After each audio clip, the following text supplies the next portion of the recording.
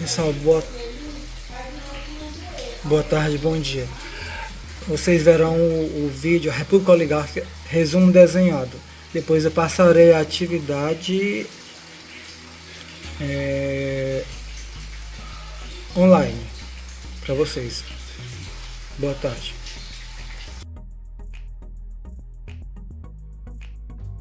A Primeira República foi um período dominado pelas oligarquias rurais. Mas, afinal, o que isso significa? Oligarquia é um grupo de pessoas que concentram todo o poder em suas mãos. E, nesse caso, eram os grandes cafeicultores e fazendeiros que controlavam a política no país. Mas, para entendermos melhor esse período tão importante da história do Brasil, precisamos voltar lá para a Proclamação da República, em 1889. O Império de Dom Pedro II estava passando por várias crises institucionais. O poder era muito centralizado na capital, o Rio de Janeiro, e assim os fazendeiros paulistas estavam insatisfeitos com a falta de autonomia e investimentos que as províncias recebiam. Eles também já estavam boladíssimos com a abolição da escravidão, que os concedeu prejuízos financeiros, sem receber nenhuma indenização do Império. Os militares também não estavam gostando nem um pouco da situação. Muitos deles adotavam ideais positivistas, de uma república autoritária e modernizadora.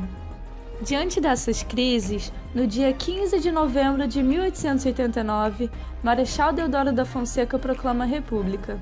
Assim se seguiu a República da Espada, quando o exército assumiu o governo. No entanto, não durou muito tempo, porque tinha gente poderosa de olho, se articulando para assumir a presidência. Dessa forma, a oligarquia cafeira paulista concorreu às eleições, tendo como principal representante Prudente de Moraes, que se tornou presidente em 1894. A partir daí, eles aproveitaram para implantar a política do café com leite, que era basicamente um revezamento de presidentes entre São Paulo e Minas Gerais, esquema que durou simplesmente 36 anos. Esse nome se dá pelas principais atividades econômicas dos estados. São Paulo era o maior produtor de café e Minas Gerais de leite. Mas, para se manterem no poder por tanto tempo, é claro que foram feitas muitas fraudes e manipulações no sistema eleitoral. Começando pela política dos governadores. As eleições eram muito interdependentes, ou seja, para alcançar o poder, os políticos dependiam um do outro, assim eles faziam alianças entre si. O presidente, para ser eleito, oferecia apoio político e financeiro aos governadores de estado, em troca de votos. Já os governadores de estado faziam a mesma coisa, oferecendo verbas e benefícios aos coronéis, que retornavam em forma de votos da população. Mas, afinal, quem eram esses coronéis? Esse título era dado geralmente a grandes fazendeiros que obtinham muito prestígio social, político e econômico na área rural. Eles eram tipo famosinhos onde viviam, exerciam influência sobre o povo e costumavam ser os chefes políticos. Eles usavam de seu poder para manter um curral eleitoral. Mas o que essa expressão significa? Ela compara os eleitores ao gado, porque são dirigidos pelos interesses da elite, sem poder ou instrução para se manifestarem. Os coronéis se mantinham pela ameaça e pela fraude. Eles falsificavam documentos, adulteravam as cédulas e vendiam votos em troca de pequenos interesses da população, que era de maioria muito pobre e camponesa. Essas práticas são chamadas de voto de cabresto ou clientelismo e funcionavam mais ou menos assim. Os coronéis faziam promessas de doar gado ou materiais de construção em troca do voto do povo. E se você não aceitasse essas condições ou traísse o cara na hora, ele ia ficar sabendo de qualquer jeito, já que o voto era aberto, e com certeza ia partir para a violência, contratando um cangaceiro para acabar com você no dia seguinte. Beleza, agora que você já entendeu como funcionava a política na República Oligárquica, vamos aprender sobre alguns dos fatos que marcaram ela desde seu início. Em 1902, um cara chamado Rodrigues Alves se torna o presidente, como representante do estado de São Paulo. Ele já era popular por ter participado da anexação do território do Acre, que antes era da Bolívia. Essas terras prosperavam muito com a extração e exportação da borracha na Amazônia, então foi um bom negócio. Mas voltando ao Rodrigues Alves, ele era bem burguesinho e tomou várias medidas para modernizar o país, como a promoção de obras de saneamento, a reurbanização do Rio de Janeiro, a expansão da malha ferroviária e o incentivo à imigração e fixação de estrangeiros no campo. Mas voltando à reurbanização da capital. O prefeito do Rio, Pereira Passos, cismou que a cidade deveria ser a Paris brasileira e por isso implementou medidas para diminuir as doenças provocadas pela falta de saneamento básico e embelezar a cidade, tornando ela mais atrativa para estrangeiros. Para isso, ele botou abaixo vários cortiços do centro do Rio, que eram as moradias precárias onde viviam os mais pobres. Assim, eles foram expulsos e passaram a migrar para os morros, onde ficavam os terrenos mais baratos e pouco habitados, o que deu origem às favelas. Os gringos tinham receio de vir para o Rio não só porque o centro da cidade era feio, mas principalmente por causa das epidemias de varíola e febre amarela. Para acabar com isso de vez, Oswaldo Cruz, que era responsável pelo Departamento de Saúde Pública, realizou brigadas sanitárias e campanhas de vacinação obrigatória.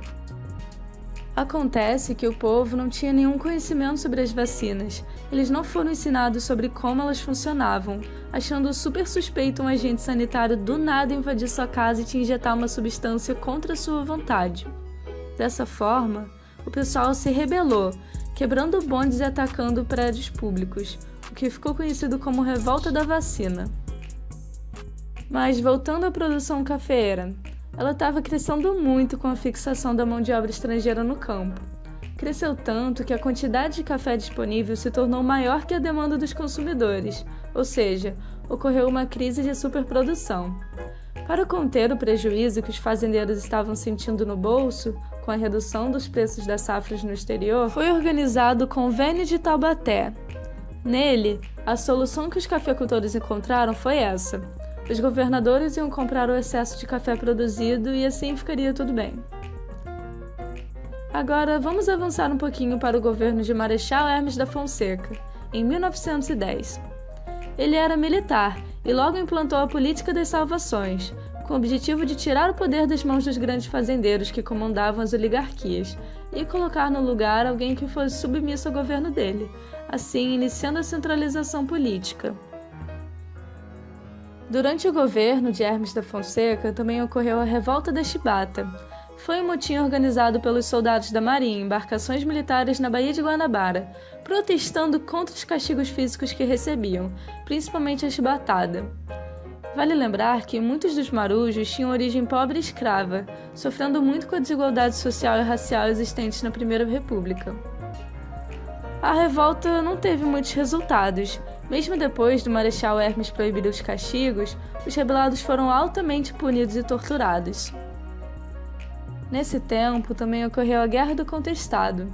Foi mais ou menos assim. No sul, existiam sertanejos muito pobres. Viviam sob a opressão dos grandes fazendeiros e da Brasil Railway. A empresa ferroviária tinha outros interesses naquelas terras e eventualmente tentou expulsar os nativos dali, causando uma grande revolta. Os povoados que se rebelaram ficaram conhecidos como contestados e tinham como líder uma figura religiosa chamada José Maria. O governo federal enxergou José Maria como um risco à ordem e segurança da região, assim alimentando a guerra. Como resultado, muitos sertanejos foram mortos, mesmo tendo resistido até o fim.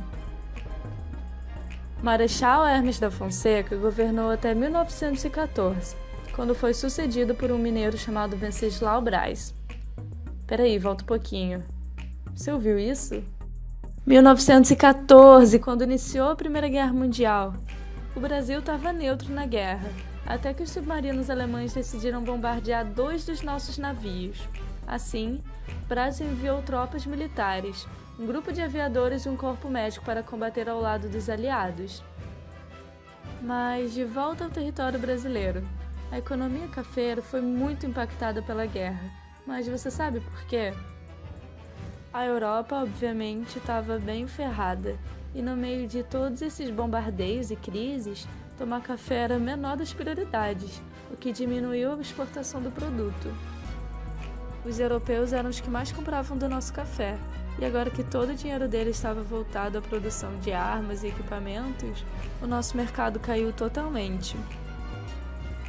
Com a economia do café em crise, alguns empreendedores usaram essa oportunidade para investir nas próprias indústrias brasileiras, já que estava muito complicado e caro de importar as mercadorias europeias. Além disso, as ideias socialistas da Revolução Russa estavam chegando ao Brasil, influenciando bastante um carinha chamado Luiz Carlos Prestes. Guarde bem esse nome. Prosseguindo com os fatos que marcaram a Primeira República, temos o governo do mineiro Arthur Bernardes, em 1922. Ele já era o queridinho das oligarquias e famoso por combater os rebeldes do povoado de Canudos, em 1897, uma guerra muito importante que detalhei melhor nesse vídeo aqui. Mas voltando ao nosso querido Arthur Bernardes, quando a República Velha começou a se enfraquecer. O mundo estava super movimentado, com a circulação de diferentes pensamentos e inovações. Assim acontece a Semana de Arte Moderna, onde vários artistas como Tarsila do Amaral e Anita Malfatti se reuniram para criar um conteúdo verdadeiramente brasileiro, sem influência dos clássicos europeus. Com o fim da guerra, países do mundo inteiro se aproveitaram para fortalecer suas forças militares. Menos o Brasil, já que o governo não repassava ao exército as verbas para as necessidades militares básicas, como armamentos, cavalos e salários. Diante disso tudo, os tenentes se organizaram em um movimento contra o governo para reconquistar o poder militar perdido na República Velha. Uma das suas primeiras ações foi a revolta do 18 do Forte de Copacabana, quando 17 tenentes e um civil pegaram em armas e marcharam em direção à sede do governo. Eles sofreram muita repressão, morrendo 16 deles no forte tiroteio. Em 1925, o movimento tenentista se reorganizou, agora liderado pelo capitão gaúcho Luiz Carlos Prestes e o major paulista Miguel Costa. Assim, criaram a coluna Prestes Miguel Costa, um movimento guerrilheiro que percorreu por 11 estados brasileiros, convocando pessoas a se juntar a eles pelo fim da República Oligárquica. O movimento ganhou o apoio da população por onde avançava, mas é claro que também despertou o ódio dos coronéis, que realizaram fortes perseguições. Após 2 anos de marcha, eles conseguiram desestabilizar alguns cafeeiros, e para fugir das ameaças, os integrantes se exilaram no Paraguai e na Bolívia. Luiz Carlos Prestes foi para a Argentina, onde entrou em contato com as obras de Karl Marx e Engels, e assim se descobriu comunista, tendo planos de implantar o regime no Brasil. Ele causou bastante, e você com certeza vai voltar a ouvir falar sobre ele na Era Vargas. Em 1926, o paulista Washington Luiz assumiu a presidência, e junto a ela todos os problemas que a República Oligárquica estava acumulando. Ainda levou o bolo da crise de 29, com a queda da Bolsa de Valores de Nova York, ocasionando a maior crise financeira da época. Não satisfeito, Washington Luiz quis implantar mais treta ainda. Ele indicou para ser seu sucessor outro paulista, o Júlio Prestes. Não, ele não é parente do Carlos Prestes. Desse jeito, Washington Luiz rompeu com a política do café com leite, já que agora estava na hora do presidente ser um mineiro.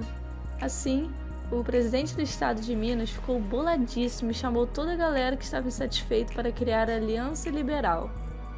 Ele contava com tenentistas, empresários, industriais, a classe média, mas principalmente os militares.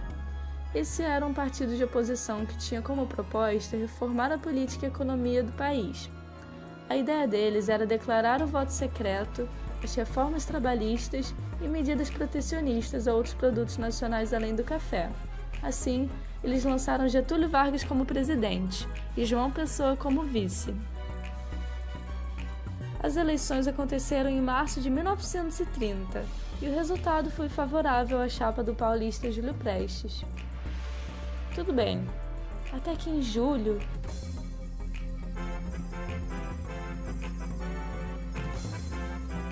João Pessoa, o vice do Getúlio Vargas, é assassinado em uma humilde confeitaria. O responsável por seu crime foi Duarte Dantas, seu adversário político, que era um advogado e jornalista apoiado pelos coronéis. A partir desse acontecimento, a galera da Aliança Liberal se sentiu profundamente atacada e cheia de motivos para tomar o poder. Eles criaram uma rede de contatos militares para depor o Washington Luiz. Dessa forma, no dia 3 de outubro de 1930, eles ajudaram Getúlio Vargas a realizar um golpe de Estado e assim se tornar o próximo presidente. Esse acontecimento ficou conhecido como Revolução de 1930 e deu início à Era Vargas. Porém, esse assunto fica para um próximo vídeo.